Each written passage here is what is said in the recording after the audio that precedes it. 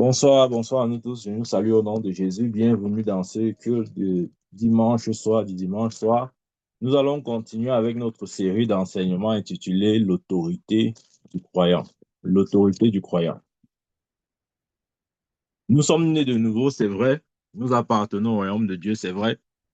Mais la réalité ou euh, la substance même de cette vérité réside dans notre autorité.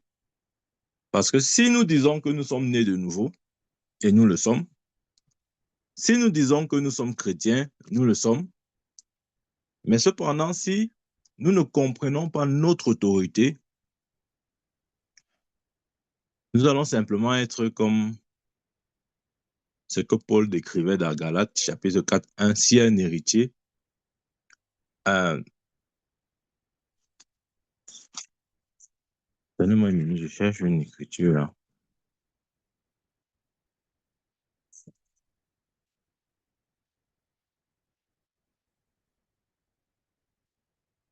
Nous devons être conscients de notre autorité. Amen.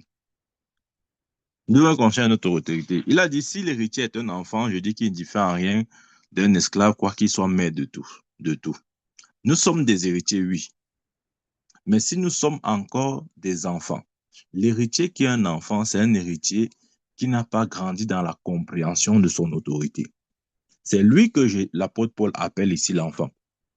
Le mot grec traduit là-bas, c'est népios. Ça veut dire quelqu'un qui est encore immature, qui est encore à l'état d'enfance. Amen. Et dit donc, si l'héritier est un enfant, il ne diffère en rien d'un esclave, quoi qu'il soit maître de tous, maître de tout. Donc, si le chrétien naît de nouveau, qui est censé être un héritier, il est en Christ Jésus.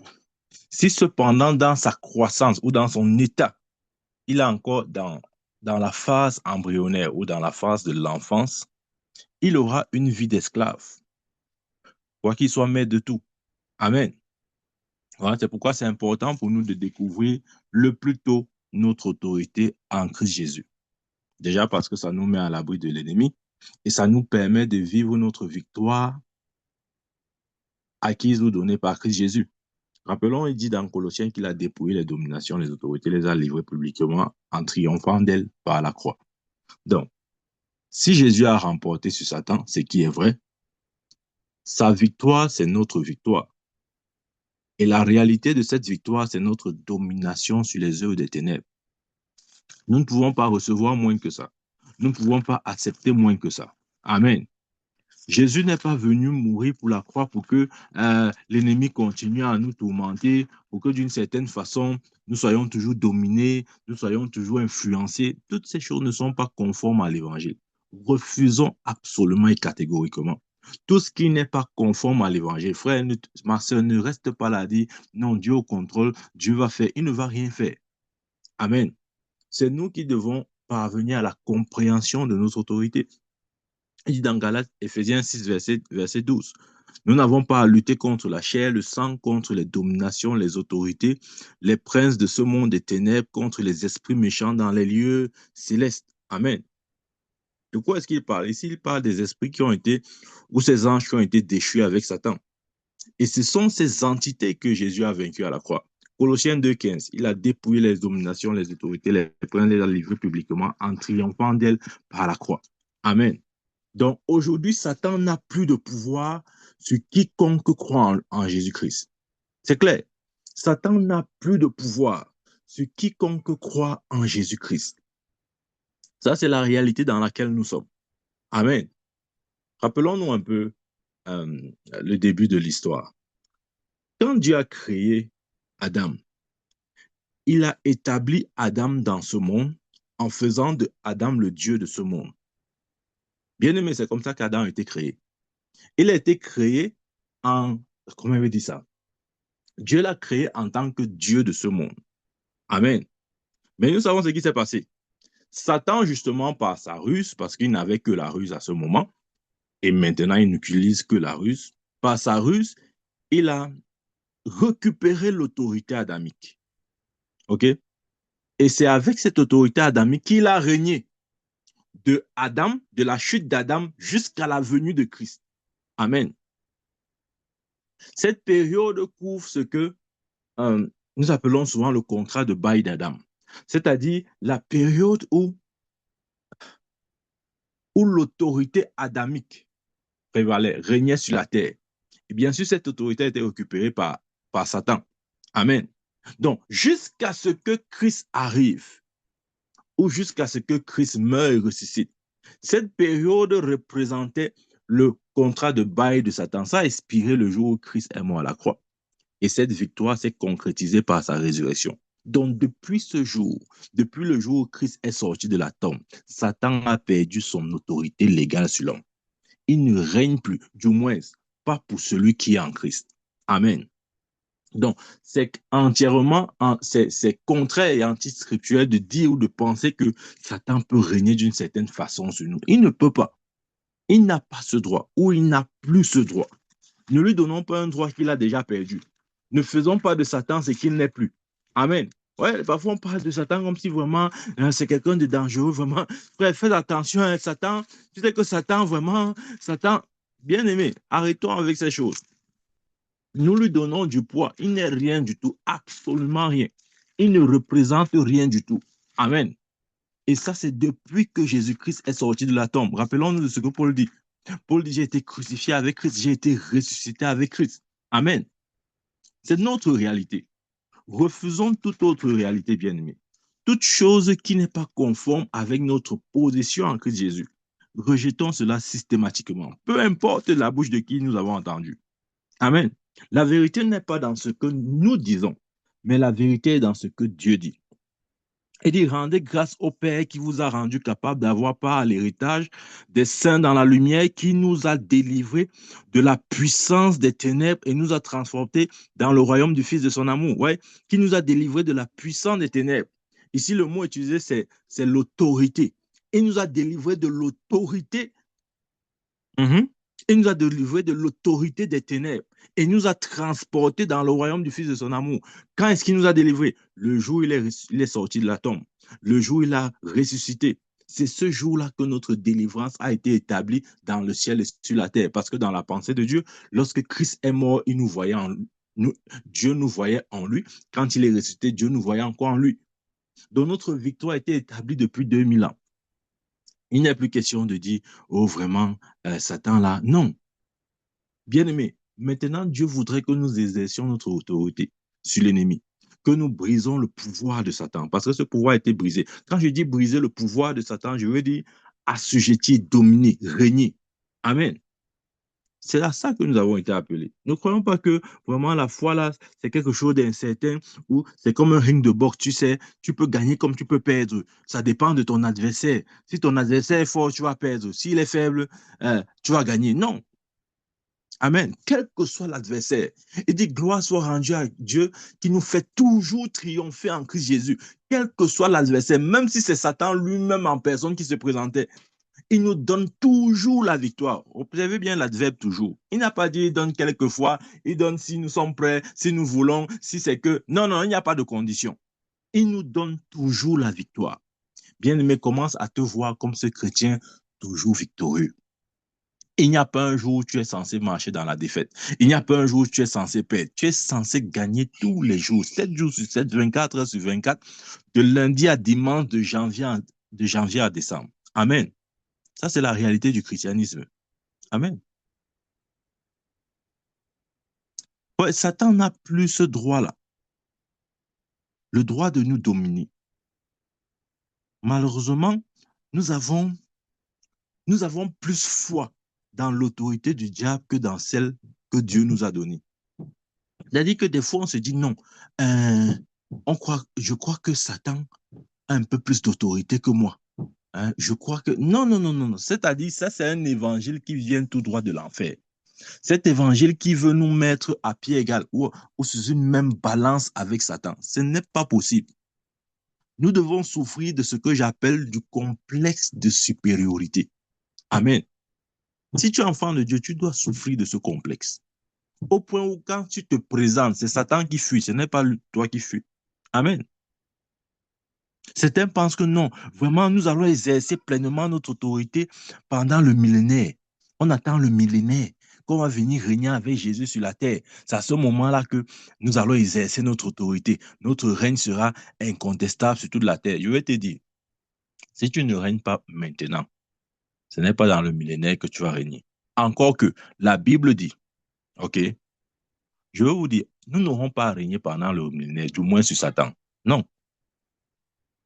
Si c'est le cas, pourquoi est-ce que la Bible dit dans l'Apocalypse 20, verset 1 à 2 là-bas, que un ange descendra du ciel pour lier Satan pendant 1000 ans? Donc, pendant le règne du millénaire ou pendant le millénaire, Satan sera lié. On n'aura plus besoin d'exercer notre autorité sur lui parce qu'il sera déjà lié. Donc, si nous devons le lier, c'est maintenant. Voilà pourquoi il a dit, je vous ai donné le pouvoir. Ce que vous lierez sur la terre sera lié dans les cieux. Ce que vous délierez sur la terre sera délié dans les cieux. C'est maintenant, ce n'est pas dans le millénaire. Je nous ai donné la chronologie du temps. Et je nous ai dit que maintenant, nous sommes en train d'aborder une phase extrêmement critique de l'histoire de l'humanité. Et l'événement majeur que nous attendons, que tu sois conscient ou pas, que tu le reconnaisses ou pas, c'est l'enlèvement de l'Église. Ça, c'est l'événement majeur qui est sur le point d'arriver. Je dis, il ne faut même pas être prophète pour le savoir. Observez même l'actualité, observez le monde. Vous allez voir que ce n'est que ça que le monde attend maintenant. Amen. Ce n'est que ça. Tout converge vers là. Amen. Vraiment, tout converge vers là. Même celui qui n'est pas chrétien, il a au fond de lui cette intuition de la fin du monde. Amen. Nous voyons ce qu'ils sont en train de mettre sur place maintenant. Donc, l'événement majeur que nous attendons, c'est l'enlèvement de l'Église. Et nous savons, dès que l'Église a enlevé, le même jour où l'Église a enlevé, le décompte commence pour la grande tribulation, qui est divisée en 3 ans et demi fois 2. En fait, ça s'appelle la tribulation. Mais maintenant, la grande tribulation est plus concentrée sur la deuxième moitié des 3 ans et demi, c'est-à-dire la deuxième partie des 3 ans et demi. C'est là où l'Antichrist va se révéler sous son vrai visage, avec l'oppression qu'il exercera sur la terre, tout ce que nous savons. Et après ces 7 ans, nous, l'Église de Jésus, nous reviendrons régner pendant le millénaire ici sur terre. Amen. C'est à ce moment que Satan sera lié pour une période de 1000 ans. Nous n'aurons plus besoin d'exercer notre autorité parce qu'il sera déjà lié. Ce que je veux te dire, bien aimé, c'est que regarde combien de temps il te reste pour exercer ton autorité. Si tu ne l'exerces pas maintenant, tu n'auras plus une autre occasion. Amen. Tu n'auras plus une autre occasion. Il sera lié pour 1000 ans. Et après les 1000 ans, nous partirons avec le Seigneur pour l'éternité. Nous ne reviendrons plus ici sur terre. Parfois, je me demande si nous sommes conscients de ces choses. Parce que, bien aimé, quand tu es conscient de ces choses, tu vois la vie différemment. Tes priorités deviennent, c'est-à-dire, tu as changé l'ordre de tes priorités. Tu sais exactement comme on dit souvent euh, au Cameroun, comment tu mets ton pied par terre. Tu sais exactement, euh, tu as l'ordre exact des priorités. Tu n'agis plus juste pour agir, tu ne fais plus des choses juste pour faire. Amen. Donc, notre autorité, c'est maintenant. C'est maintenant. Je dis c'est maintenant. Ne soyons pas de ceux qui pensent que vraiment Satan règne. Il ne règne pas sur toi. Sauf si tu me dis que tu n'appartiens pas à Dieu. Oui. Je dis qu'il ne règne pas sur toi. Il n'a jamais régné sur toi. Tu vas me dire, mais pourquoi alors, s'il ne règne pas sur moi, pourquoi alors j'ai toujours l'impression d'être influencé par Satan? Je vais te dire, simple raison. 2 raisons. 1, à cause de ton ignorance. Mon peuple périt faute de connaissance. Amen. Et 2, peut-être parce que tu lui ouvres certaines portes. Éphésiens 4, verset 27 dit, ne donnez pas accès au diable. Ouais. S'il dit ne donnez pas accès, ça veut dire qu'on peut lui donner accès. Et si tu lui donnes accès, de quelque manière que ce soit, s'il a l'accès, il va entrer. Regardez, il va vous dire, Dieu nous veut en pleine santé. OK? Je suis l'une des personnes qui croient que la santé divine, c'est notre portion. OK?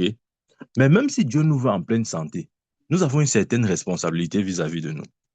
Par exemple, quelqu'un qui reste peut-être dans les zones tropicales, le Cameroun, tout ça, avec le phénomène de paludisme et tout ce que nous connaissons. Quelqu'un qui reste, par exemple, dans un milieu comme celui-là, bon, le soir, il laisse ses fenêtres ouvertes, il laisse sa porte ouverte. C'est une invitation aux moustiques. Les moustiques vont entrer. Les moustiques vont te piquer. Et tu vas tomber malade. Vous voyez ce que je veux dire?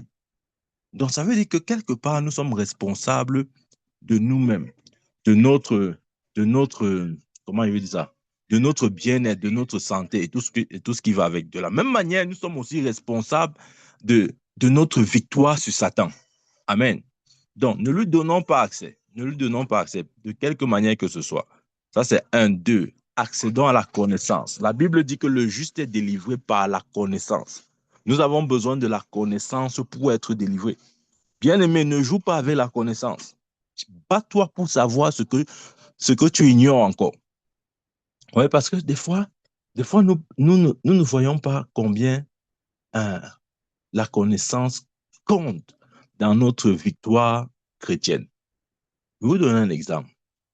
Si vous partez composer un examen et qu'on dit on veut 10 sur 20, par exemple, même si vous avez 9,75, OK, vous n'allez pas passer l'examen. Il ne vous manque juste le quart, c'est-à-dire 0,25. Mais le fait que vous n'ayez pas eu ce 0,25 va vous mettre dans le camp des échoués. Bien aimé, ce qu'elle veut dire, c'est que il y a peut-être une petite connaissance qu'il faut ajouter à ce que tu sais là pour marcher dans la victoire. Et c'est cette petite connaissance, si même tu estimes que c'est petit, c'est cette petite connaissance que par la grâce de Dieu, j'aimerais ajouter sur ce que tu connais déjà. Cette connaissance, c'est quoi? C'est la conscience de ton autorité. Tu peux tout savoir sur Christ. Tu peux tout savoir sur les thèmes bibliques. Tu peux tout savoir sur le christianisme. Mais si tu ne sais pas, si tu n'as pas le 0,25 là, qui va s'ajouter à ton 9,75 pour que tu passes, tu vas échouer. Amen. Là, nous voyons beaucoup de chrétiens échouer. Ils ont réussi dans tous les domaines, mais ils ont échoué au niveau de leur autorité. Amen. Mais ça ne sera pas ton cas au nom puissant de Jésus-Christ. Je dis, ça ne sera pas ton cas au nom puissant de Jésus-Christ. Regardons l'Église primitive. Et quand nous regardons l'Église actuelle, il est clair qu'il y a un fossé. Parfois, on se demande si on avait le même Dieu. Bien-aimé, pose-toi la question, est-ce que le Dieu de l'apôtre Paul, c'est ton Dieu? Est-ce que le Dieu de l'apôtre Pierre, c'est ton Dieu? Est-ce que le Dieu de l'apôtre Jacques, c'est ton Dieu? Je vais même plus loin. Va même dans l'Ancien Testament. Est-ce que le Dieu d'Élie, c'est ton Dieu? Si oui, où sont les évidences? Où sont les preuves? Ces hommes marchaient avec Dieu. Ils ne marchaient pas seulement de manière théorique. Il y avait les évidences. Les signes, les prodiges, les miracles accompagnaient la vie de ces hommes. Amen. Ça, c'est la démonstration et l'expression même de leur autorité. Bien aimé, il n'y aura pas de surnaturel dans ta vie et dans ma vie jusqu'à ce que nous soyons conscients de notre autorité. Voilà, comme ça, il y a des chrétiens qui n'ont jamais rien. C'est-à-dire, il n'y a aucun témoignage à leur actif. C'est-à-dire, ils ne peuvent pas te donner un témoignage comme ça qui donne gloire à Dieu. Leur témoignage, c'est tout que j'avais mal à la tête, j'ai prié, Dieu m'a guéri. Vraiment bien aimé. Tu penses que ce genre de témoignage est crédible? C'est-à-dire que, imagine un peu, tu pars voir les érudits, enfin, les hommes instruits, les professeurs, les docteurs. Tu veux rendre témoignage de la puissance de ton Dieu. On te donne le micro, oui. Qu'est-ce que ton Dieu peut faire? Tu dis, j'avais mal à la tête. J'ai prié, mon Dieu m'a guéri. On va se moquer de toi. Bien sûr, on va se moquer de toi. On va dire, donc, tout ton Dieu que tu bavardes chaque jour là, ce n'est que la guérison du mal de tête qu'il peut faire. Ça ne sera pas ta portion au nom de Jésus. Je vois Dieu t'utiliser pour faire des miracles extraordinaires qui sortent de l'imagination de l'homme. La Bible dit les choses que l'homme n'a pas conçues, les choses qui ne sont pas au point montées dans le cœur de l'homme. Je prie au nom de Jésus que pendant ce bout de temps qui nous reste à vivre sur terre, que Dieu t'accorde la grâce d'accomplir les choses qui ne sont pas montées dans le cœur de l'homme, les choses que l'œil n'a pas vues, que l'oreille n'a pas entendues, les choses qui ont été préparées et réservées pour ceux qui aiment Dieu. C'est ça le christianisme, c'est ça l'expression de notre autorité aussi. C'est même un truc où tu restes comme ça, tu te mets ça à toi à pleurer, à te lamenter. Oh, vraiment, il ne comprend pas. Vraiment, mon prophète, il ne comprend pas pourquoi vraiment ma vie est tout comme ça. Vraiment, vraiment, je crois que. Non, non, il faut arrêter ça. Amen. Il faut arrêter ça. Regardons l'église primitive. Elle marchait avec les signes, les prodiges, les miracles. Regardez vous-même. Regardez, lisez un peu le livre de Actes. Vraiment, quand on lit le livre de Actes, on a envie de dire où est le Dieu de l'apôtre Paul? Où est le Dieu de Pierre? On parle de quelqu'un qui pouvait juste essuyer la sueur comme ça. Ouais, peut-être sur l'effet de la chaleur. Ouais, parfois quand il fait chaud, on cherche un mouchoir, on essuie un peu de sueur sur le visage. Il essuie juste, il n'a pas prié, hein. Le gars n'a pas prié, il n'a pas fait veiller de prière avec les mouchoirs. Ouais, non, il ne faisait pas ça. Il essuyait seulement son visage comme ça parce que bon, il y avait un peu trop de sueur sur son visage. Il essuie, il jette par terre. Juste de manière, c'est-à-dire, ce ne sont pas des choses intentionnelles, juste comme ça, là. Ils jettent ça. Mais les gens partent récupérer ces mouchoirs. On applique sur les malades sont guéris. Tu vois, quand tu lis les histoires comme ça, tu dois te laisser challenger. Ne dis pas que non, c'est l'apôtre Paul. Ce n'est pas l'apôtre Paul. C'est quelqu'un qui était conscient de son autorité. Amen. On parle de quelqu'un, on parle de quelqu'un qui marchait comme ça, là. On posait Pierre. Pierre est dans un lieu, il est en train de rendre ministère. Il y a tellement la foule qu'on ne sait pas comment faire pour le contacter, pour le toucher. On décide de mettre les malades sur son chemin, de sorte qu'en passant, même s'il n'a pas le temps d'imposer les mains, que son ombre guérisse les malades. Et c'était ce qui se produisait. Bien aimé, ça ne peut se produire que dans la vie de quelqu'un qui est conscient de son autorité. On ne vous mente pas. Ces choses-là n'ont rien à voir avec que tu es apôtre ou tu es prophète. Non. Ça a tout à voir avec est-ce que tu sais et tu es conscient de ton autorité. Point final. Amen. Nous détenons une autorité. Je dis nous détenons une autorité. Ouais, la conscience de cette autorité, ça passe aussi par ce processus de croissance. De la même manière qu'on a besoin de nous nourrir physiquement pour grandir dans notre statut, dans notre développement corporel, on a aussi besoin de nourrir notre esprit pour qu'il devienne conscient des choses que Dieu nous a données par sa grâce. Amen. La Bible dit dans Corinthiens les choses que Dieu nous a données par sa grâce.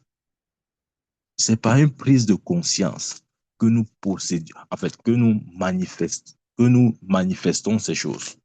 Si tu n'es pas conscient, non, ça ne te servira à rien, bien. Tu vas seulement écouter ça comme tu écoutes là. Et tu vas dire, ouf, c'était bien. Mais la réalité, la substance va t'échapper. Parce que ça doit être saisi à partir de l'esprit. La parole de Dieu a été, nous est, en fait, Dieu envoie sa parole dans notre esprit. Parce que l'esprit de l'homme est la terre. Est la terre où la parole de Dieu se dépose. Amen.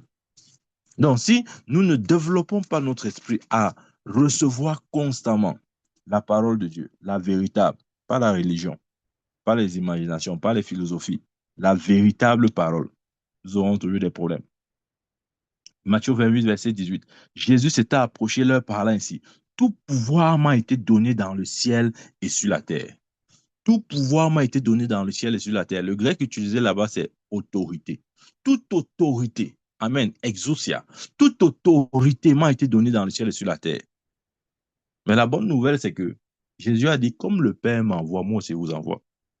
Donc, c'est avec l'autorité, la pleine autorité du ciel, de la terre, que Jésus a reçu. C'est cette autorité qui donne à son Église.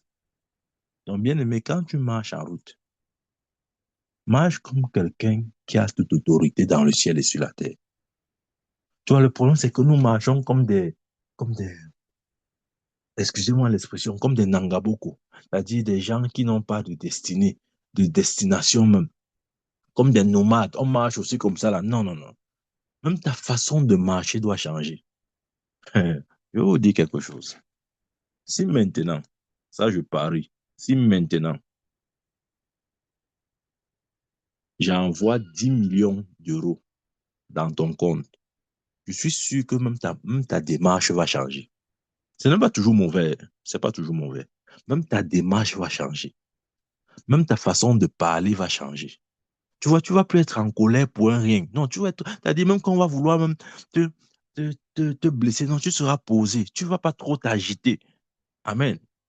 Maintenant, si l'acquisition du matériel peut produire une transformation pareille chez l'homme, imagine-toi, si tu deviens pleinement conscient de ton autorité, tu vas évoluer dans une sérénité totale. Les agitations vont finir. Bien aimé, je veux te dire, quand tu as de l'argent dans ton compte bancaire, pour ceux qui ont eu un peu d'argent, ils savent ça. Tu es très serein. Les choses ne t'ébranlent plus trop facilement. C'est-à-dire, tu n'es plus trop sur les nerfs. Non, non, tu es posé, tu es posé. Même quand on dit qu'il y a un problème, tu es très posé parce que tu sais que tu as la solution.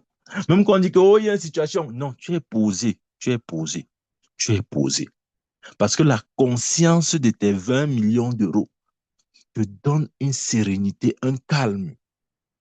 Mais maintenant, je veux te dire, si l'argent peut produire un tel calme, imagine un peu la conscience de ton autorité. Regardez Jésus.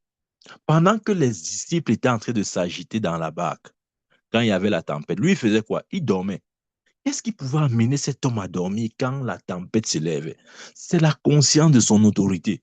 Bien aimé, il vous dit ce qui produit les agitations. C'est lorsque nous ne sommes pas conscients de qui nous sommes. Vous savez, dès que tu n'es pas conscient de qui tu es, dès qu'on dit que il y a un sorcier du quartier là, tu allais où à Bepanda?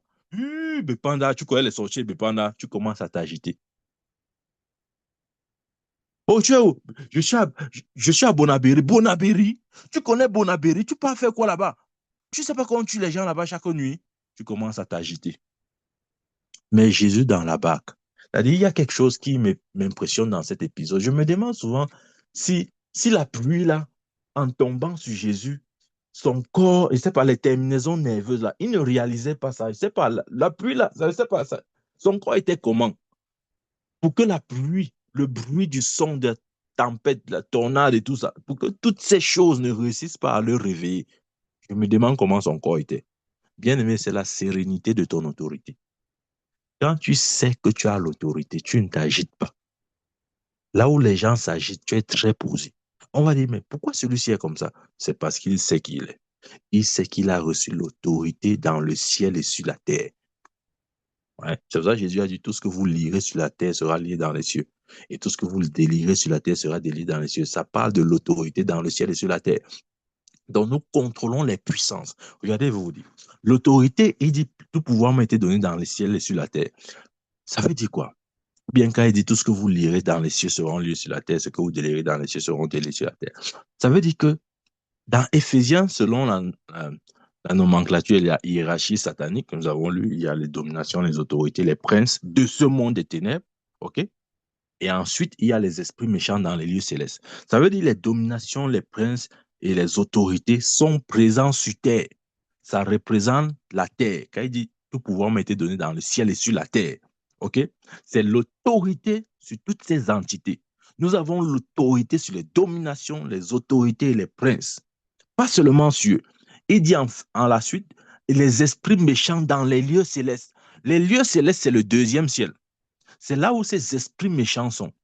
Donc, quand Jésus dit qu'il a reçu l'autorité dans le ciel et sur la terre, il est en train de dire qu'il a reçu l'autorité dans tout le royaume, tout ce qui constitue le royaume satanique, qui est représenté une partie sur la terre et l'autre partie dans le deuxième ciel. Et c'est cette autorité qu'il nous a donnée. Comment je sais? Tout ce que vous délirez sur la terre sera délié dans les cieux. Et tout ce que vous délirez dans les cieux sera délié sur la terre. Déliré sur la terre, lié, délié, etc.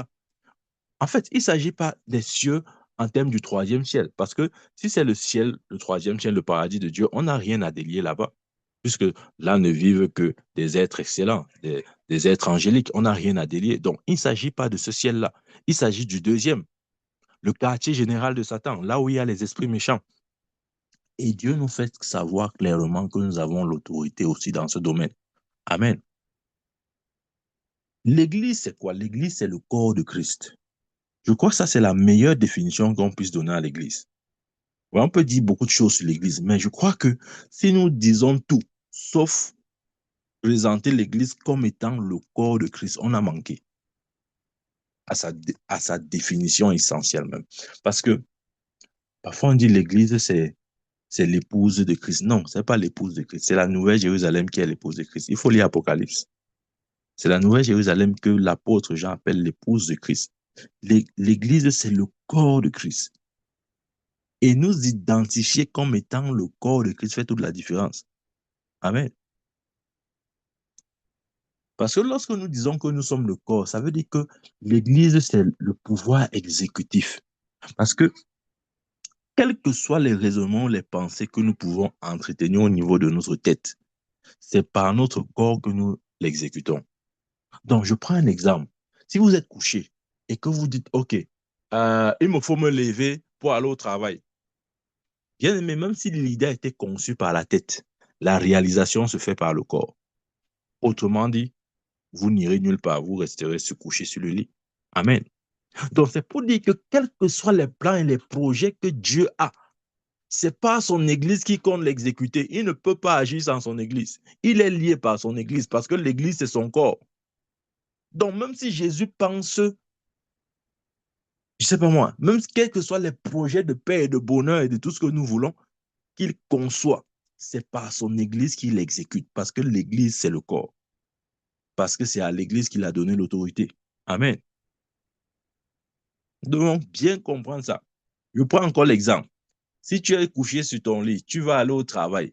Ce n'est pas ta tête qui t'amène au travail, c'est ton corps. La tête pense, la tête émet l'idée, mais c'est le corps qui exécute. De la même manière, Dieu pense, Dieu émet ses projets, mais c'est l'Église qui les exécute. Donc, si l'Église ne prend pas conscience de qui elle est, corps de Christ, ayant reçu l'autorité, rappelons-nous, Somme 133, l'huile qui coule de la tête descend sur la barbe et va sur les vêtements. C'est la même huile. Donc, l'autorité de la tête, c'est l'autorité qui a été donnée au corps. L'autorité de Jésus ou l'autorité que Jésus a reçue dans les cieux et sur la terre, c'est la même autorité qu'il donne à l'Église. Amen. C'est pourquoi il y a des choses que Dieu ne peut pas faire si l'Église ne se lève pas. Je vous ai toujours donné ce témoignage de cet homme de Dieu, Benson Idahosa, qui est considéré comme l'un des pionniers au Nigeria en termes du mouvement du Saint-Esprit, l'Église et tout ce que nous voulons. Amen. Alors un jour, il y avait une réunion des sorciers du monde entier. Cette réunion devait se tenir à Benin City, dans la ville de Benson Idahosa. Bien aimé, il y a des témoignages comme ça que nous devons écouter. Ça va nous réveiller, ça va nous faire sortir de notre sommeil. Là. Parfois, on est dans un coma spirituel. Amen. La réunion mondiale des sorciers, ça se tenait à Benin City, au Nigeria. Quand Benson Idahosa a entendu ça, il dit quoi? Réunion mondiale des sorciers où? Dans mon pays et dans ma ville, là où je suis. Il dit qu'une telle connerie ne peut pas se tenir. Le président des sorciers est allé à la... Ça, ce sont des trucs enregistrés. Hein. Il y a les preuves de ce que je suis en train de dire. Je ne suis pas en train d'imaginer des histoires là. Le président des sorciers du monde entier est allé à la télévision nationale annoncer la réunion des sorciers du Nigeria. Et il a dit que personne ne peut empêcher la tenue de cette réunion, même pas Dieu. Quand Benson Idahosa a entendu ça, il dit quoi? Mais il a raison. Dieu n'a pas besoin d'arrêter cette réunion parce que c'est moi qui vais l'arrêter. Amen. Il a dit, tout pouvoir m'a été donné dans les ciels et sur la terre. Il a dit, comme le Père m'envoie, je vous envoie. Donc, Papa Benson avait la réalité de cette vérité, que l'autorité dans le ciel et sur la terre lui appartient. Bien aimé, quand on parle de l'Église, ne reste pas l'entrée et voir les apôtres, les prophètes. Non, tu peux t'identifier à cette parole. Et si tu réussis à t'identifier à cette parole, tu vas fonctionner avec cette vérité. Le problème, c'est que quand on parle de l'autorité comme ça, certains sont en train de voir que non, ce sont les pasteurs. Ah, mais demandez aux pasteurs, non, ce sont leurs choses. Non, bien-aimé. Absolument pas. Il a dit, je vais stopper cette réunion. Et vous savez ce qu'il a fait? Il a lancé un défi. Ça me fait penser à l'histoire du prophète Élie et les prophètes de Baal. Ils sont allés, il est allé à la télévision nationale avec le président des sorciers. Ah, au Nigeria, c'était chaud. Hein? Il y avait des confrontations spirituelles et physiques. Amen. Ils sont allés à la chaîne de télévision et quand le sorcier parlait, Benson a seulement dit une seule chose. Il a dit, dis que tu es sorcier et tu meurs maintenant. Dis seulement ça. C'est tout ce qu'il va entendre. Il a marché sa bouche. Il répète encore. Il dit, dis de ta bouche que tu es sorcier. Tu expires maintenant. il n'a pas pu dire qu'il est sorcier en présence de Benson et d'Aossa. Bien aimé, c'est de cette autorité dont on parle. C'est pas que, oh, on a dit qu'il y a un petit sorcier du quartier. Allez, tu as déménagé. Tu as déménagé. Tu as quitté le lieu. Tu dis que non. La Bible dit d'être prudent comme des colombes et sage comme des serpents. Allez, tu as fui. Bien aimé, ça c'est-à-dire que normalement, quand un chrétien fait ça, c'est-à-dire que normalement, on doit l'arrêter, le fouetter et l'emprisonner. Amen. C'est vrai. C'est eux qui doivent fuir en notre présence. Il a dit au sorcier, dis que tu es sorcier, tu meurs maintenant. Il n'a pas pu dire ça, cette phrase-là. Comme il n'a pas pu dire, il a dit, ramasse ton sac, tu fous le camp. C'est comme ça que la réunion s'est terminée. Et c'est comme ça qu'il a avorté la réunion des sorciers du monde entier. Parce qu'il sait que lui seul, il vaut mieux, il vaut plus que tous les sorciers du monde entier. Mais nous, il suffit seulement qu'on ait une rumeur qu'il y a un sorcier quelque part. Allez, on a déjà déménagé.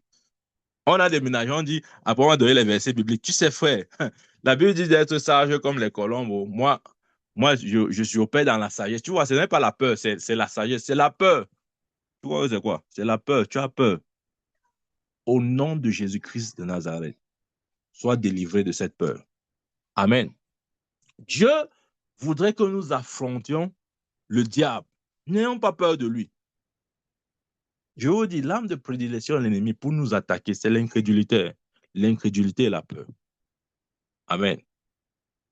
En tout cas, l'un cause l'autre. Si tu as peur, tu seras par conséquent incrédule. C'est comme ça que Satan opère. Amen. Mais comment affronter l'ennemi? Je vais vous donner un secret. Comment affronter l'ennemi? Bien aimé, j'ai fini par comprendre ceci. En exigeant ce qui nous revient de droit, nous rendons nos prières efficaces.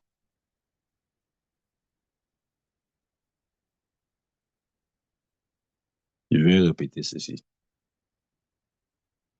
Bien aimé, écris ce que je viens de dire là. En exigeant, souligne bien exiger, en exigeant ce qui nous revient de droit, nous rendons nos prières efficaces. Un exemple. Si vous lisez Actes chapitre 3, verset 6, lorsque Pierre et Jean arrivent à la porte d'Isabelle, ils voient ce paralytique-là qui n'a jamais marché. Amen. Regardez, il n'est pas en train de prier Dieu. Il n'est pas en train de faire une prière au Père en disant, oh Père, s'il te plaît, par ta grande miséricorde et par ta grâce, je prie pour que vraiment tu secoues cet homme, qu'il soit guéri. Vraiment, Seigneur, viens en aide. Tu sais, c'est toi le Dieu des miracles, des prodiges, des signes. Non, il n'a pas fait ces choses religieuses-là, ces choses religieuses qu'on aime faire là. Amen. Il a dit à cet homme, regarde-nous, parce qu'il savait qu'ils avaient l'autorité pour le guérir. Regarde-nous. Il n'a même pas dit regarde à Jésus, il a dit regarde-nous. Tu vois, ça le problème, c'est que tu ne lis pas bien la Bible. Il a dit regarde-nous. Mais nous, aujourd'hui, dans notre religion, on va commencer à dire non, regarde Jésus. Il regarde Jésus où? Jésus est assis à la droite de Dieu. Il va le regarder où? Ouais, c'est parce que justement, on ne comprend pas que nous sommes le corps de Christ. Celui qui a vu le corps a vu Christ. Parce que le corps et Christ sont inséparables. C'est pourquoi Pierre dit, regarde-nous. Il dit, je n'ai ni or ni argent, mais ce que j'ai, je te donne au nom de Jésus-Christ de Nazareth. Lève-toi et marche. Pour la première fois d'un bond, il s'est tenu debout. Je reprends. Nous affrontons le diable en exigeant ce qui nous revient de droit. Ainsi, nos prières sont efficaces. Des fois, nous sommes dans des supplications, c'est-à-dire là où nous devons parler comme des rois. Nous retrouvons en train de supplier comme des esclaves. Aussi longtemps qu'un héritier est un enfant, il ne diffère en rien d'un esclave, quoi qu'il soit maître de tout. Amen. Là où Dieu attend que comment il veut dire ça? Nous agissions comme des rois. Proverbe dit la parole du roi est puissante. Pierre dit, regarde-nous, je n'ai ni or ni argent, mais ce que j'ai, je te donne au nom de Jésus-Christ de Nazareth, lève-toi et marche. On va dire au Seigneur, Dieu Tout-Puissant, Dieu d'Abraham, Dieu d'Isaac, je prie pour que vraiment tu guérisses cet enfant. Vraiment, Seigneur, prends pitié. Oh non, oh Jésus agit. Oh non, non, non, non, non. Je dis non, il n'y avait pas ça bien aimé. Il faut lire ta Bible. regarde-nous. Regarde-nous parce que l'autorité que nous avons va sortir de nos yeux. Voilà pourquoi tu dois maintenant nous regarder. Regarde-nous. Amen. Sois concentré sur nous maintenant. Tu as été longtemps concentré sur ceux-là qui te donnaient les aumônes. Tu as été longtemps concentré sur ceux-là qui te venaient en aide par des petits miettes. Maintenant, regarde-nous. C'est nous ta solution. Je n'ai ni or ni argent. Tu as utilisé l'or et l'argent, ça ne t'a pas guéri. Maintenant, je vais te donner quelque chose qui est supérieur. Ouais, quand Pierre dit je n'ai ni or ni argent, il n'est pas en train de dire je suis pauvre. Non. Il est en train de dire j'ai quelque chose qui est au-dessus de l'or et de l'argent. OK? Parfois, on lit la Bible comme ça, on dit que non, Pierre dit que je n'ai ni or ni argent. Ça veut dire que les hommes de Dieu doivent être pauvres. Hein? L'homme de Dieu ne doit pas avoir. S'il a ce qu'il est, il n'est pas humble, il doit être pauvre. Vraiment, je ne sais pas d'où on sort avec ces choses. Lisez votre Bible. Lorsque Jésus est entré à Jérusalem pour son sacrifice, lorsqu'il est entré pour mourir, etc., il est monté sur quoi? Sur un âne. Sur un âne. Sur l'âne. Amen. Et vous voyez, s'il fallait, parce qu'il faut lire les Écritures en incluant le contexte. L'âne sur lequel Jésus est monté, la Bible dit que c'est l'âne sur lequel, en fait, personne avant lui n'était monté sur cet âne. Ça veut dire que c'était dans le contexte là, c'était quelque chose de très prestigieux. Ouais, c'est un peu comme aujourd'hui, on peut dire que quelqu'un conduit la Lamborghini. Ouais, c'est un peu ça. Selon le contexte, c'était quelque chose c'était un prestige, c'était pas n'importe quoi. OK? Donc, parfois, on reste comme ça, on dit que non, les hommes de Dieu ne doivent rien avoir, ils doivent avoir le petit vélo. Tu dois pédaler ton vélo. Tu dois pédaler ton vélo. Tu dois pédaler ton vélo. Là, maintenant, on va dire non, tu es un homme de Dieu. Non. Jésus est entré à Jérusalem avec des cris de joie, de triomphe, au point où les religieux disaient non, demande à tes gens de se taire. Et Jésus a dit, s'ils se taisent, les pierres vont me louer. Parce qu'il y a un moment où, regarde, la Bible dit quoi? Nous recevrons de Dieu des louanges. Amen. Ne restons pas là à dire que non, l'homme de Dieu, vraiment, il doit être pauvre. Il ne doit rien avoir.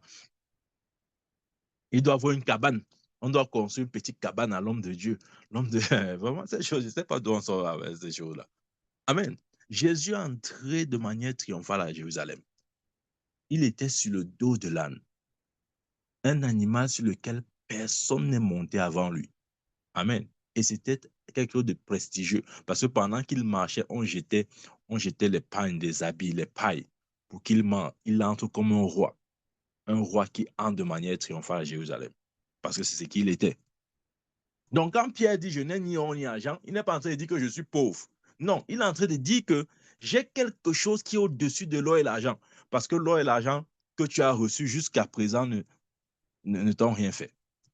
Maintenant, je t'apporte quelque chose qui va t'aider. Au nom de Jésus-Christ de Nazareth, lève-toi et marche. Et nous voyons cet homme, pour la première fois, se lever et marcher. Amen. Bien-aimés, comprenons que chaque fois que nous revendiquons nos droits, nous exigeons quelque chose de la part du diable et non de Dieu. Cet homme avait été enchaîné par l'ennemi, avait été paralysé par l'ennemi. Quand Pierre vient, il ne vient pas avec les prières de supplication. Il y a des moments où supplier, bien-aimé, on supplie Dieu, on ne supplie pas Satan. Arrêtons avec ces choses que vraiment on supplie Satan. Ouais, Satan, pardon. Ouais, tu ne me laisses pas. Depuis là que tu me lis, tu m'enchaînes. Vraiment, laisse-moi aussi comme ça. Va aussi t'occuper d'autres personnes. Est-ce que je suis la seule personne sur la terre? Va aussi t'occuper d'autres. Non, non, non. Non, non, non, non, non, non, non, non, non, non. Amen. Non, non, non. Amen. Attendez, je vais vous lire encore une autre verset. Dans Luc 13, verset 13, il dit ceci. Je lis ma partie verset 10. Jésus enseignait dans une des synagogues le jour du sabbat. Et voici, il y avait une femme possédée d'un esprit qui la rendait infirme depuis 18 ans. Elle était courbée et ne pouvait pas du tout se redresser. Verset 12. Lorsqu'il la vit, Jésus lui adressa la parole et lui dit, femme, tu es délivrée de ton infirmité. Et il lui imposa les mains. À l'instant, elle se redressa et glorifia Dieu. Mais le chef de la synagogue, indigné de ce que Jésus avait opéré, cette guérison, un jour de sabbat, dit à la foule, il y a 6 jours pour travailler. Venez donc vous faire, venez, venez donc vous faire guérir ces jours-là, et non pas le jour du sabbat. Verset 15. Hypocrite, lui répondit le Seigneur, est-ce que chacun de vous, le jour du sabbat, ne détache pas de la crèche son bœuf ou son âne pour le mener boire?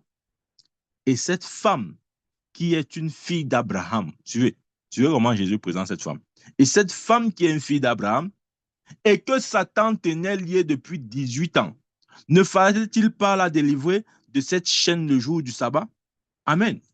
Cette femme était une fille d'Abraham que Satan tenait liée pendant 18 ans. Ouais, quand Jésus est arrivé, il a dit, femme, tu es délivrée de ton infimité.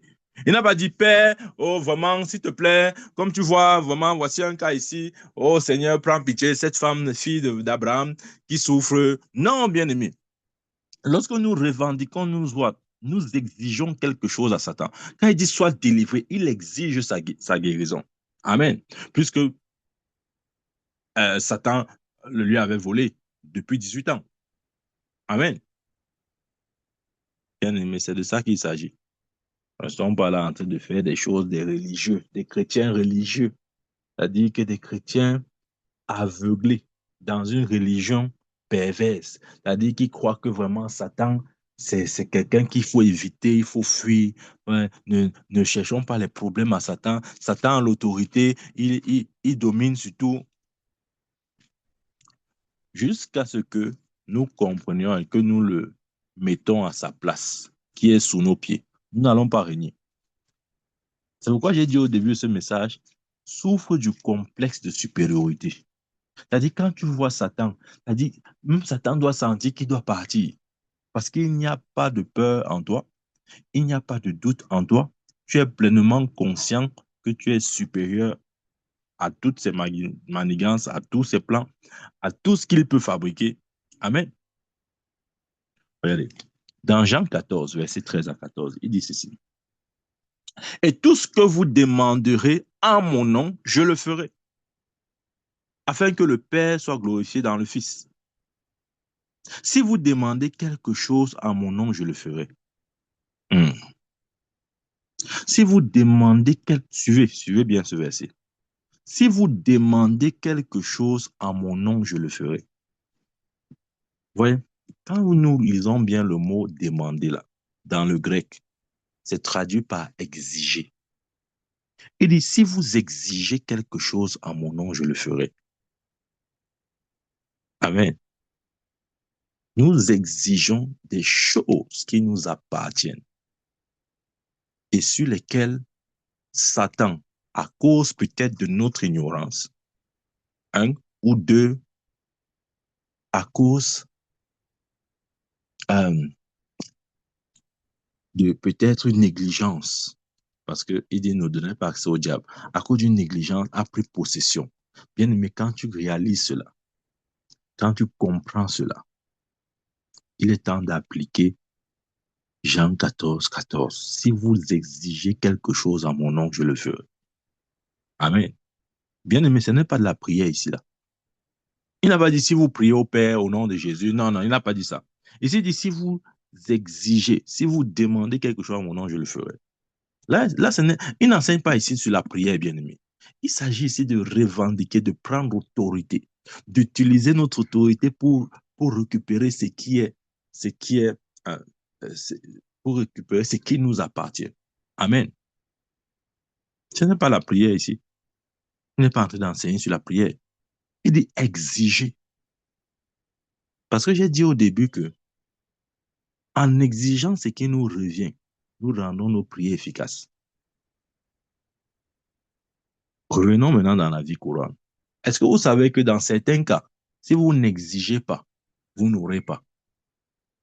Surtout ce qui constitue vos droits. Si vous n'exigez pas, vous n'aurez rien. Ce n'est pas parce que ça t'appartient que tu vas jouir de cela, bien-aimé. Des fois, les chrétiens pensent que non, vraiment, tout ce qui m'appartient, je vais jouir de ça. C'est faux. Amen. C'est faux. Ce n'est pas tout ce qui t'appartient. En fait, tu ne vas pas forcément jouir de tout ce qui t'appartient. Amen. Parce que nous traitons avec un ennemi qui aime les provocations. Nous traitons avec un ennemi qui aime de temps en temps venir nous tenter. Nous traitons avec un ennemi qui de temps en temps aime faire comme si il peut encore combattre ou bien avoir la victoire sur nous. C'est pourquoi nous devons appliquer aussi ce verset des fois. Si vous exigez quelque chose en mon nom, je le ferai. Amen. Nous revendiquons nos droits. C'est-à-dire, nous exigeons quelque chose du diable. Quelque chose. Amen. Cette fille d'Abraham, Satan lui avait pris sa guérison. Elle était courbée pendant 18 ans. Jésus vient, il exige sa guérison. Il dit, sois guéri. Amen. Nous devons agir comme ça vis-à-vis du diable. Ce ne sont pas les prières de supplication, les prières de je ne sais quoi. Non. Sortons de ces choses. Amen. Mais si nous voyons par exemple, ouais, je veux un peu faire une différence, ok?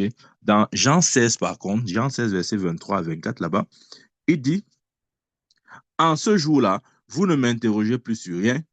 En vérité, je vous le dis, en vérité, je vous le dis, ce que vous demanderez au Père, il vous le donnera en mon nom. Ouais. Verset 24. Jusqu'à présent, vous n'avez rien demandé à mon nom. Demandez, vous recevrez afin que votre joie soit parfaite. Ici, c'est la prière. Il enseigne sur la prière ici, là. C'est différent de Jean 14 que nous avons lu tout à l'heure.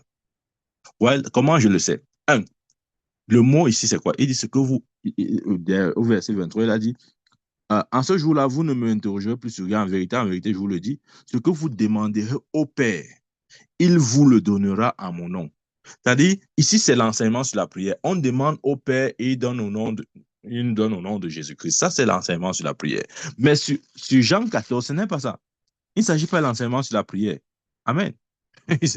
Jean 14 ne donne pas un enseignement sur la prière. Il dit, si vous exigez quelque chose à mon nom, Amen. Ouais, j'espère qu'on fait bien la différence entre ces deux choses-là. OK? Il y a un enseignement sur la prière qui l'a dit, ce que vous demandez au Père à mon nom, il vous donnera afin que votre joie soit parfaite. Ça, c'est la prière. Mais il y a un autre cas, dans un autre cas, il y a un autre, je veux dire quoi, dans un autre contexte, il ne s'agit pas de demander quoi que ce soit au Père, non, c'est d'exiger. Comment je sais? Acte chapitre 3, verset 6. Nous n'avons ni or ni argent, mais ce que j'ai, je te donne au nom de Jésus, lève-toi et marche.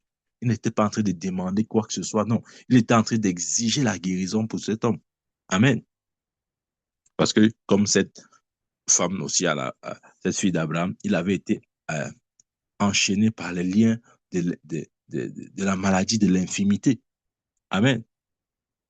Nous devons avoir cette compréhension, bien-aimés. C'est pourquoi j'ai dit, aimons la connaissance. Sinon, des fois, quand Dieu voudra que tu exiges, tu vas commencer à dire, Père, au nom de Jésus, je t'ai pris, je t'ai béni, je t'adore. Non, ce n'est plus ça. Amen. Ce n'est plus ça, bien-aimé. Ce n'est plus ça. Amen. Donc, faisons la différence entre la prière qui est notre communion avec le Père et le fait d'exiger ou revendiquer ce qui nous revient de droit, qui serait dans ce cas-là une sorte d'usurpation, une sorte, dans le cas où peut-être l'ennemi, par ses manigances, essaye de s'ingérer ou de s'introduire là où il n'a pas le droit de s'introduire. À ce moment, nous devons exiger. Amen. Nous devons exiger. Comme Jésus avait exigé la guérison de la femme, courbée depuis 18 ans, ou comme Pierre avait exigé la guérison de cet homme à la porte de la Belle, dans Acte chapitre 3. Amen. D'ailleurs, la version grecque même dit, quoi que ce soit que vous revendiquez comme droit et privilège. Oui. Quoi que ce soit que vous revendiquez comme droit et privilège, je le ferai. Ça, c'est la bonne version même là-bas. Ce n'est pas si vous demandez quelque chose à mon nom, je le ferai. Non. Parce que lorsqu'on dit si vous demandez quelque chose, je le ferai, bon, ça prête un peu à confusion. C'est ça un peu le problème avec la langue française et aussi le problème avec les mots. Si le bon mot n'est pas choisi, ça crée la confusion. Ouais. Ici, le second dit, si vous demandez quelque chose à mon nom, je le ferai. On peut comprendre ça de plusieurs manières. OK? Mais lorsque nous retournons dans les sources même et que nous voyons une autre traduction plus explicite, telle que quoi que ce soit que vous revendiquez comme droit et privilège, je le ferai. Ouais, ça donne une autre compréhension. Ça éclaire mieux notre lanterne et puis on voit plus ce que le Seigneur essaye de dire. Amen. Bien aimé, c'est de ça qu'il s'agit. C'est de ça qu'il s'agit. Nous devons aussi comprendre, lorsqu'on parle de l'autorité du croyant, nous devons aussi comprendre le rôle de la foi dans l'exercice de notre autorité. Le rôle de la foi dans l'exercice de notre autorité. Amen. Parce que la vérité, c'est que nous avons besoin de foi pour exercer notre autorité. Bien aimé, nous avons besoin de foi pour exercer notre autorité. Et notre foi, à ce moment, c'est une foi basée sur la parole et non les manifestations. Je fais une parenthèse. Nous avons été habitués à une foi basée sur les manifestations. Ça veut dire quoi? Ça veut dire que si je prie pour quelqu'un, s'il tremble, s'il tombe, voilà, ça veut dire que Dieu l'a guéri. S'il ne tremble pas, il ne tombe pas, non. Ça veut dire que non, peut-être rien ne s'est passé. Non, bien aimé. Notre foi n'est pas basée sur les manifestations. Notre foi n'est pas basée sur ce qu'on entend, ce qu'on voit, ce qu'on sent, ce qu'on touche. C'est basé sur l'intégrité de la parole de Dieu. Amen. Parce que le diable ne parle pas juste par une manifestation ou à cause d'une manifestation. Amen. D'ailleurs, par expérience, j'ai même appris que oui, il peut partir aussi par, à- comment il dit ça, par une manifestation. Mais des fois, il y a une manifestation peut se produire sans que il ne soit parti. Vous voyez ce que je veux dire? Je prends un exemple. Tu peux peut-être prier pour quelqu'un, pour la délivrance de quelqu'un. Et pendant que tu pries, il s'agite là, le démon s'agite. Après, il se calme. Quand il se calme, tu dis que non, le démon est parti. Alors que peut-être qu'il n'est pas encore parti. Il est juste calme. Amen. Tu dois discerner. C'est ça que je parle de la foi. Ça va au-delà des manifestations. Nous devons discerner. Sinon, nous allons peut-être exercer notre autorité. Un démon va se manifester un peu comme ça, s'agiter. Après, il se calme. Tu te presses de dire que non, la personne a été délivrée. Qui t'a dit qu'il a été délivré? Tu dois discerner. C'est pourquoi notre foi n'est pas basée sur les manifestations. Amen. Mais c'est notre acuité spirituelle, c'est notre capacité de discerner, de voir, d'identifier dans l'esprit. Amen. Et j'aime bien ce que Smith Wigglesworth avait dit. Il a dit, je ne suis pas impressionné par ce que je vois, par ce que j'entends, par ce que je touche, mais par ce que je crois. Bien-aimé, je prie au nom de Jésus que l'affirmation de ce général soit ton partage. Que tu ne sois plus impressionné par ce que tu vois, par ce que tu entends, par ce que tu touches, mais par ce que tu crois. Généralement, nous faisons l'inverse. Nous sommes plus impressionnés par ce que nous entendons, par ce que nous voyons, par ce que nous touchons, et moins par ce que nous croyons. Parce qu'il se pourrait que nous ne croyons pas suffisamment. Donc, du coup, nous voulons croire ce que nos sens nous révèlent. Amen. Bien-aimé, révolte-toi contre l'ennemi. Amen. Nous avons le droit de le faire.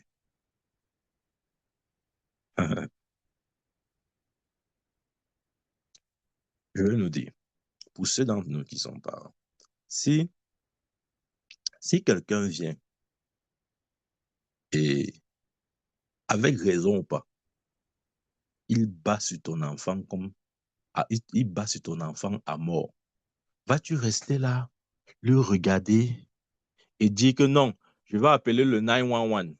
Il faut d'abord que j'appelle la police. La police va venir. La police va trancher. Bien aimé, c'est possible qu'avant que la police ne vienne, que ton enfant décède. Tu es d'accord avec moi? Donc, si quelqu'un se lève avec raison ou pas, s'il bat sur ton enfant d'une certaine façon, en ta présence, Si ton enfant décède, même la justice va t'accuser. Amen. C'est pour dire, des fois, nous devons exiger. À ce moment, ce n'est plus le moment de supplication. Ce n'est plus le moment où tu prends ton téléphone, tu dis, la police, viens, pardon, on est en train de taper sur mon enfant. Non, non, non, non, non. À ce moment-là, comme ton œil a vu et ça s'est produit en ta présence, tu dois agir. Tu dois agir. Ce que je veux dire, c'est que des fois, Satan est comme ça.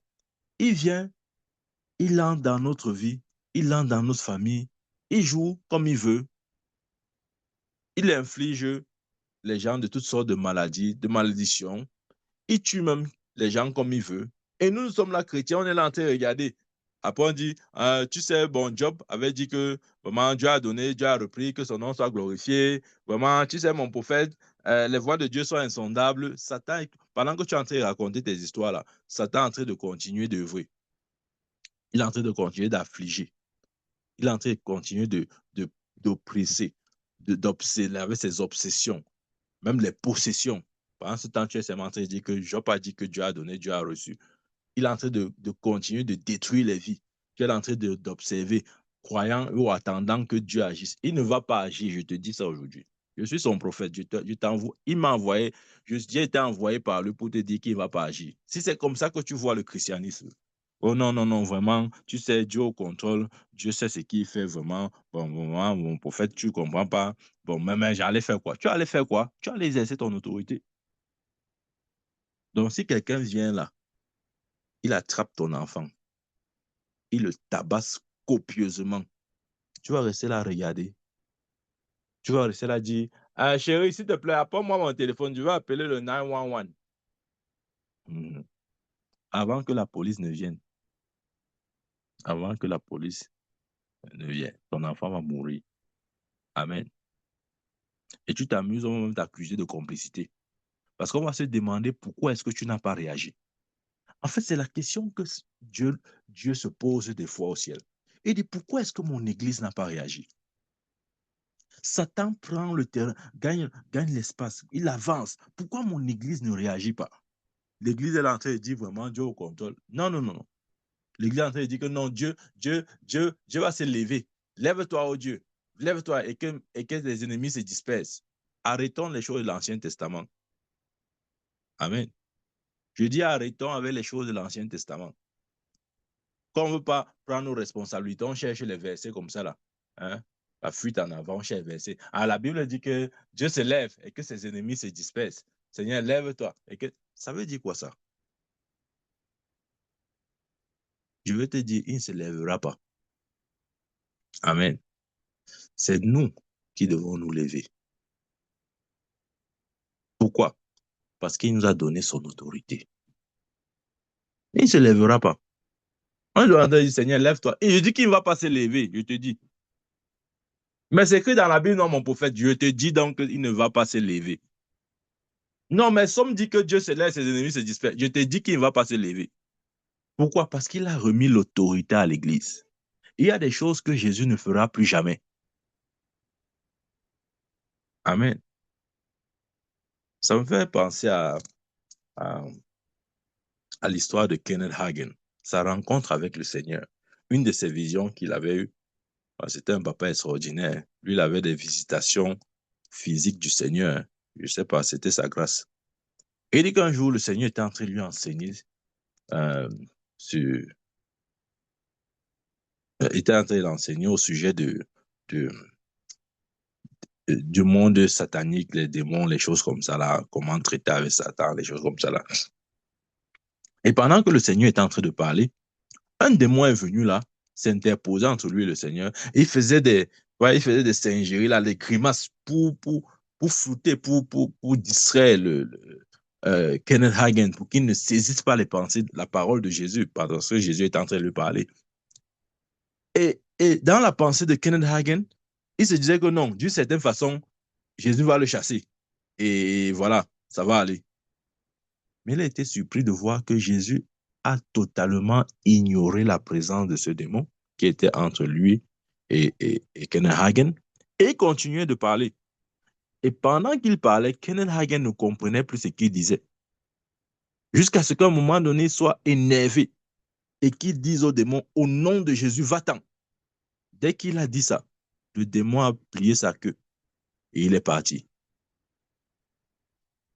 Après, il demande au Seigneur, il dit, Seigneur, dis-moi un peu, pourquoi le démon si?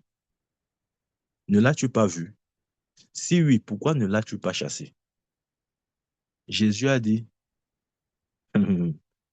si tu ne l'avais pas fait, je n'aurais pas pu le faire. Bien aimé, ça veut dire une seule chose. Ça va vous choquer, mais c'est vrai. Aussi longtemps qu'il s'agit de nous, de notre vie, Jésus n'a pas autorité sur les démons.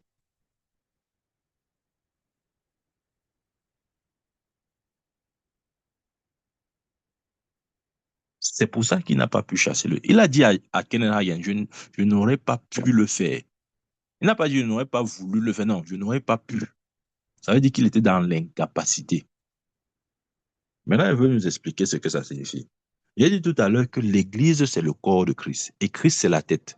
Et quelles que soient les pensées que la tête peut concevoir, c'est le corps qui exécute. Jésus n'exécute plus. C'est l'Église qui exécute. C'est pourquoi il a donné l'autorité à l'Église. Ça vous a été dit que si tu ne te lèves pas, Jésus ne va pas se lever. Ne reste pas là en train d'attendre qu'il se lève. Il ne va pas se lever. Amen. Parce que l'autorité n'est plus entre ses mains. C'est entre les mains de l'Église.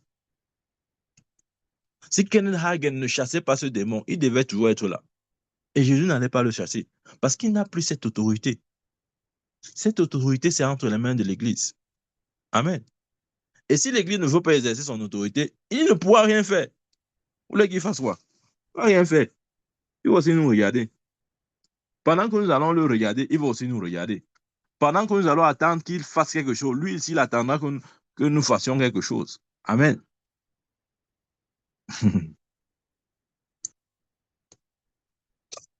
Ouais, notre autorité en Christ Jésus est construite aussi autour de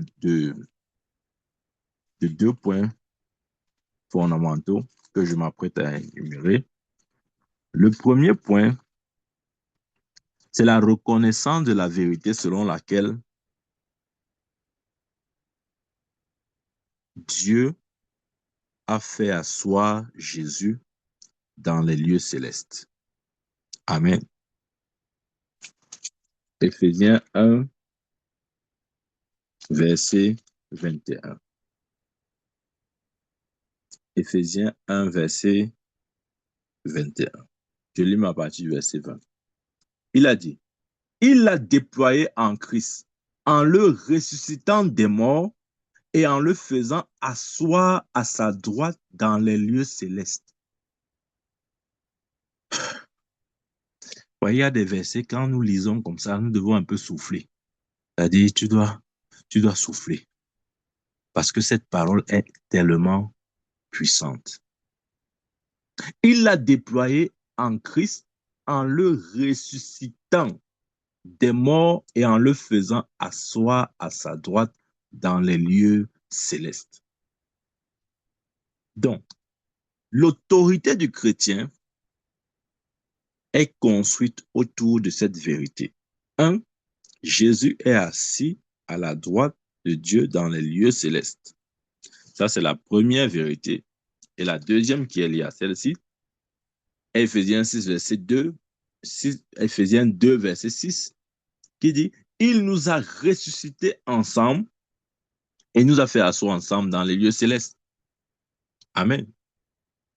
Bien aimé, ce que je veux dire, c'est que si nous méditons sur ces deux vérités-là, la première vérité, il a fait asseoir ensemble, il a fait asseoir à sa droite dans les lieux célestes. Première vérité. Deuxième vérité, et il nous a ressuscités ensemble, il nous a fait asseoir dans les lieux célestes en Jésus-Christ. Ces deux vérités, si nous réussissons à les méditer, pas juste essayer de les assimiler intellectuellement, non. Ouais, beaucoup de vérités que nous avons sont malheureusement des vérités intellectuelles. Et tant que c'est intellectuel, ça n'aidera pas. Vous voyez. Tout ce que nous ne concevons qu'avec notre intelligence n'est pas efficace pour notre esprit. Parce que la parole de Dieu s'adresse à notre esprit. Donc, si nous réussissons à saisir cette vérité que Jésus-Christ est assis à la droite de Dieu et que nous sommes assis avec lui à la droite de Dieu, c'est terminé. La réalité de notre autorité sera claire. Amen. Nous sommes assis avec Christ dans les lieux célestes. Peut-être nous ne savons pas ce que ça veut dire. Le verset 21 va nous donner une image. Le verset 21 dit, au-dessus de toute domination, de toute autorité, de toute puissance, de toute dignité, de tout nom qui se peut nommer, non seulement dans le siècle présent, mais encore dans le siècle à venir. Or, une autre version dit far above, c'est-à-dire loin au-dessus. Quand la Bible dit que Jésus-Christ est assis à la droite de Dieu ou que nous sommes assis avec Christ à la droite de Dieu, nous devons comprendre notre position et la position de l'ennemi. Le verset 21 dit loin au-dessus. Loin au-dessus. Bien aimé, en fait, quand Paul dit loin au-dessus, c'est qu'il ne. Comment je vais dire ça? L'idée de l'expression loin au-dessus, ou bien far above en anglais, ou bien au-dessus de toute domination, ce n'est pas une distance calculable. Oui. C'est-à-dire, ce n'est pas comme si on a dit que, OK, nous sommes à 1000 mètres, ou bien à 1000 kilomètres, ou même à 1 million de kilomètres de distance. Non, non, ce n'est pas ça, bien aimé. La distance qu'il y a entre toi assis en Christ Jésus et, et le royaume des ténèbres, c'est-à-dire les dominations, les autorités, les puissances, les dignités, tout nom qui se peut nommer non seulement dans le siècle présent, mais dans le siècle à venir, c'est la même distance qu'il y a entre la terre et l'éternité. C'est cette distance qu'il y a entre toi et Satan. C'est la même distance. C'est-à-dire, si tu peux calculer la distance qu'il y a entre la terre et l'éternité, c'est la distance qu'il y a entre toi et Satan. Ce que je veux dire, c'est qu'il n'y a aucun moyen possible que Satan puisse te toucher. D'une quelconque façon, il ne peut pas. Parce que la distance, je te donne juste une image pour que tu réalises ceci. La distance qu'il y a entre toi assis avec Christ dans les lieux célestes et Satan, c'est la même distance qu'il y a entre la terre et l'éternité. Est-ce que tu peux calculer la distance qu'il y a entre la terre et l'éternité? Tu ne peux pas. C'est quelque chose qui va au-delà de l'imagination humaine. Nous ne pouvons pas concevoir une telle distance parce que ça va au-delà des chiffres, du calcul, du moins le calcul pris dans la dimension terrestre que nous comprenons, que nous reconnaissons. Donc c'est comme ça que Satan est éloigné loin de nous. Ou c'est comme ça que nous sommes élevés au-dessus de Satan. Donc, bien aimé, ne crois pas que Satan est derrière toi là. Hein, c'est-à-dire, il a 1 mètre derrière toi. Il court vite, il va te rattraper. Tu ne cours pas, cours. Non, non, non, non. Ma position est telle qu'il ne peut jamais me toucher, ni me voir. Parce que là où je suis, il n'a pas accès à ce lieu. Assis avec Christ dans les lieux célestes. J'opère dans la réalité du troisième ciel, alors qu'il n'est que dans le deuxième ciel. Et la distance qu'il y a entre le deuxième et le troisième ciel, c'est la distance qu'il y a entre le temps et l'éternité. Il ne peut pas. Non, bien, il ne reste pas comme ça, tu dis que vraiment, mon prophète, vraiment, je crois que Satan va faire ça. Ça, c'est l'ignorance. Là, ça veut dire que tu dois être délivré de l'ignorance. Ou si tu ne veux pas, ou si ce n'est pas l'ignorance, tu dois toi-même découvrir la porte que tu as ouverte et la refermer. C'est tout. J'ai dit, si le chrétien n'est pas ignorant, un, deux, si le chrétien n'ouvre pas une porte à l'ennemi, il est impossible que l'ennemi le touche. Je pèse bien mes mots.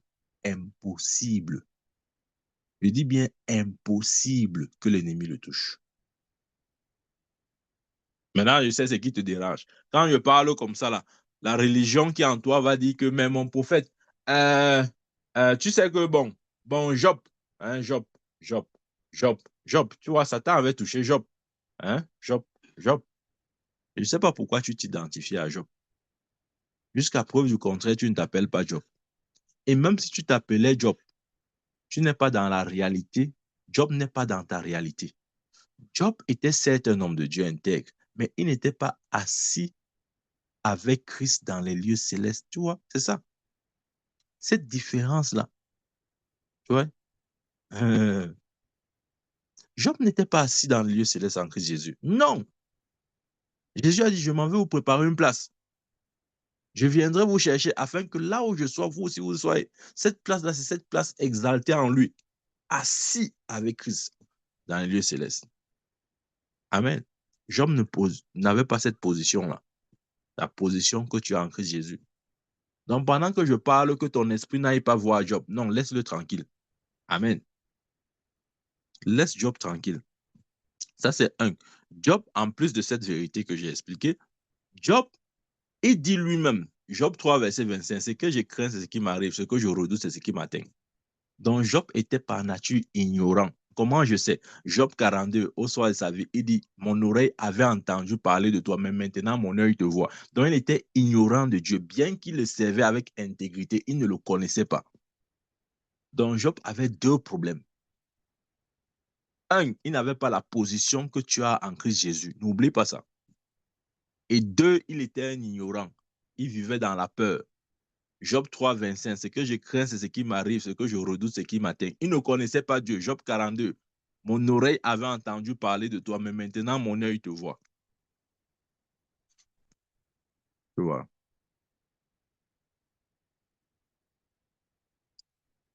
Donc tu dois sortir de ces choses, bien aimées. C'est parce que nous ne savons pas ce que nous avons reçu en Christ Jésus.